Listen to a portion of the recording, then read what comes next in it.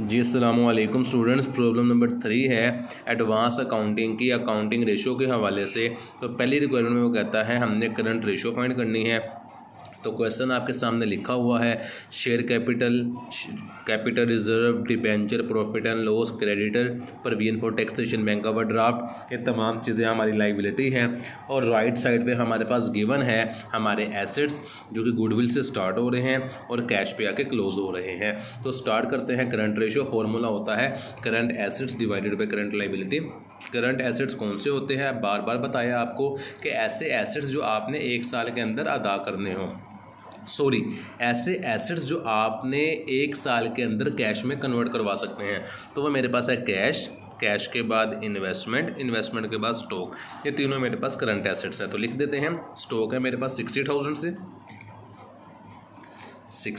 से plus investment है क्योंकि शॉर्ट टर्म है तो ये मेरा करंट एसेट्स है 20,000 से।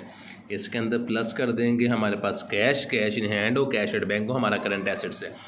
तो इन तीनों को जी मैंने प्लस किया तो 1,40,000 शायद बनता है।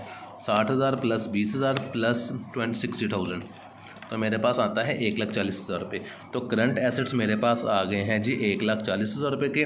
डिवाइड करेंगे करंट लाइबिलिटी के ऊपर। करंट लाइबिलिटी मेरे पास है जी provision for taxation, sundry creditor और बैंक ओवरड्राफ्ट, ये तीनों मेरी करंट लाइबिलिटी है। यहाँ पे मैंने लिख दिया है। क्रेडिटर मेरे पास गिवन है जी 80,000 रुपये के। उसके बाद मेरे पास प्रोविजन फॉर टैक्सेशन गिवन है कितने से जी 40,000 से। उसके बाद मेरे पास गिवन है जी बैंक ओवरड्राफ्ट 20,000 से। इन तीनों को मैंने प्लस किया 80,000 प्लस 40,000 प्लस 20,000 तो मेरे पास आया 1,40,000 रुपये। 1,40,000 रुपये तो ये मेरे पास आई है बेसिकली करंट लाइबिलिटी। इसको मैं यहाँ पे लिख देता हूँ। 1,40,000 दोनों सेम है, डिवाइड करूँगा 1 आ जाएगा, रेशो का साइन डालेंगे, साथ 1 लगा देंगे। रिक्वायरमेंट नंबर 1 मेरे पास कंप्लीट हो गई है। रिक्वायरमेंट नंबर 2 है मेरे पास लिक्विड रेशो। लिक्विड रेशो का फॉर्मूला होता है जी liquid assets divided by current liability. Liquid assets को एब्सोल्यूट लिक्विड एसेट्स भी वो कह सकता है। तो इसका आसान फॉर्मूला होता है cash plus bank plus marketable security liquid assets का, जिसको एब्सोल्यूट लिक्विड एसेट्स कहते हैं।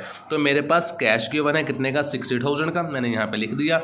बैंक की अमाउंट यहाँ पे गिवन नहीं थी तो मैंने 0 लिख दी। मार्केटेबल सिक्योरिटी मेरे पास थी, इन्वेस्टमेंट को मार्केटेबल सिक्योरिटी भी कहते हैं 20,000 से। तो मैंने इन तीनों को प्लस किया तो मेरे पास जवाब आ गया 80,000। इस 80,000 को मैं यहाँ पे लिख दूंगा हमारे पास लिक्विड एसेट्स के अंदर। डिवाइड करें करंट लाइबिलिटी पे, वो मैंने ऊपर निकाली भी है 1,40,000 से।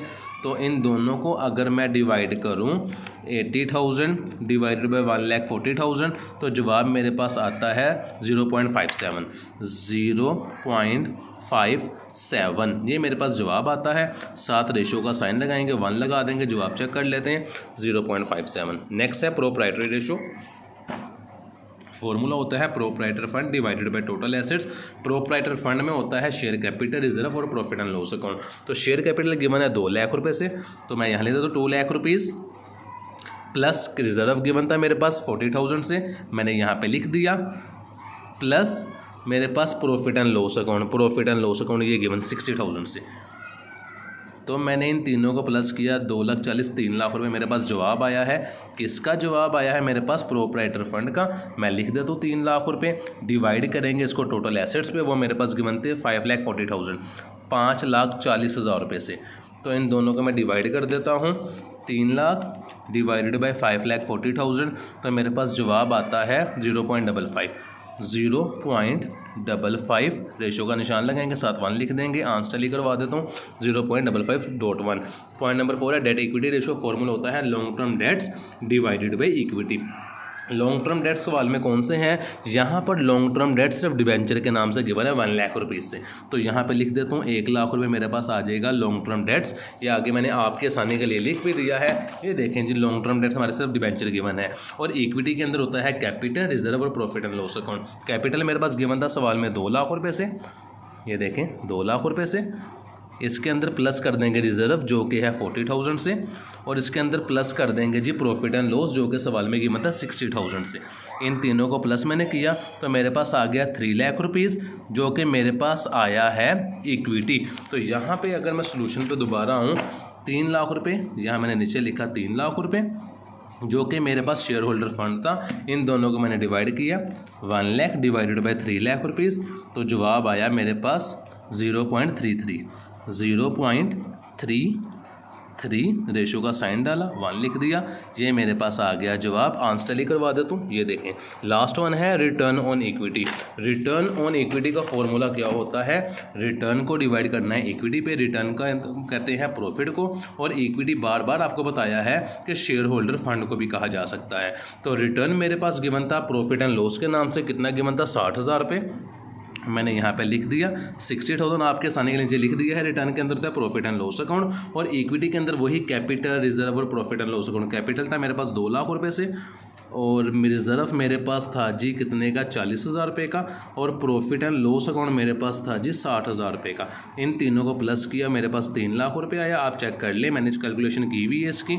यहाँ पे मैंने डिवाइड किया, रिटर्न प्रॉफिट को कहते हैं 60,000 मेरे पास गिवन था, डिवाइड किया 3 लाख रुपये पे, तो 60,000 डिवाइडेड बाय 3 लाख रुपये, तो मेरे पास जवाब आता है 2।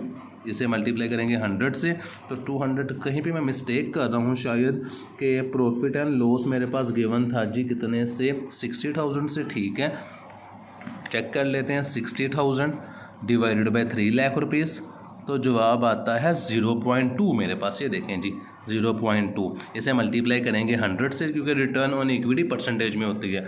मल्टीप्लाई बाय 100, तो जवाब आता है मेरे पास 20%। वीडियो कंप्लीट हो चुकी है, क्वेश्चन कंप्लीट हो चुका है। इंशाल्लाह नेक्स्ट वीडियो में आपसे मुलाकात होगी। ये देखें आंसर हमारा टैली हो गया है। तब तक के लिए अपना ख्याल रखिएगा। अल्लाह हाफिज़।